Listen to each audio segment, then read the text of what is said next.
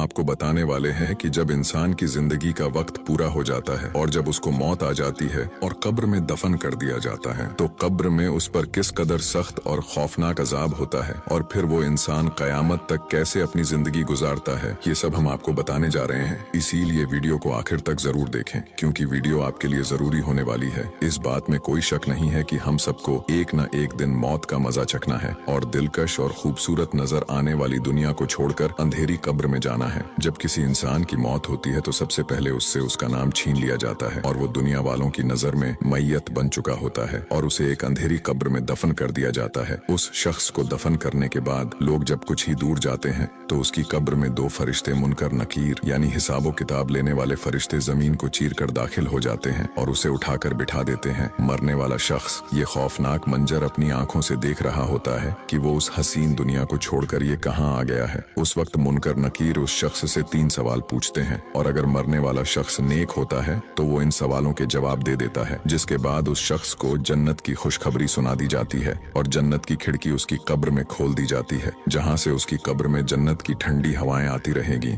और उस शख्स को कयामत तक सुकून की नींद सुला दिया जाएगा। वो शख्स कयामत तक इस सुकून के साथ सोता रहेगा कि दुनिया में उस शख्स को कभी भी इतना सुकून नहीं मिला होगा। वही अगर मरने वाला शख्स बदकार और गुनहगार होता है तो मुनकर नकीर उससे भी यही 3 सवाल करेंगे कि तेरा रब कौन है, तेरा दीन क्या है और तेरा नबी कौन है। चूंकि मरने वाला शख्स गुनहगार और अल्लाह का नाफरमान होगा तो वो इन तीनों सवालों का जवाब नहीं दे सकेगा और कहेगा कि मैं कुछ नहीं जानता। इसके बाद फरिश्ते उस शख्स से कहेंगे कि हमें मालूम था कि तू यही जवाब देगा। इसके बाद उसके लिबास को जहन्नुम के लिबास में बदल दिया जाता है और उसकी कब्र को उस पर सख्त कर दिया जाता है और यही से उस शख्स पर अजाब की शुरुआत हो जाती है। इसके बाद कयामत तक उस शख्स को कब्र में अजाब होता रहेगा और इसके बाद जहन्नुम में भी उसे खतरनाक अजाब का मजा चखना पड़ेगा। जहन्नुम में जितने भी अल्लाह के नाफरमान बंदे होंगे उनमें से हर एक ये ख्वाहिश करेगा कि ऐ काश हमने अपनी सारी जिंदगी अल्लाह की फरमाबरदारी में गुजारी होती, लेकिन उन्हें कुछ भी हासिल नहीं होता। फिर वो अल्लाह रब्बुल इज्जत के दर्दनाक अज़ाबात में मुब्तला हो जाते हैं और उनके हाथ हसरत और निदामत के अलावा कुछ नहीं आता।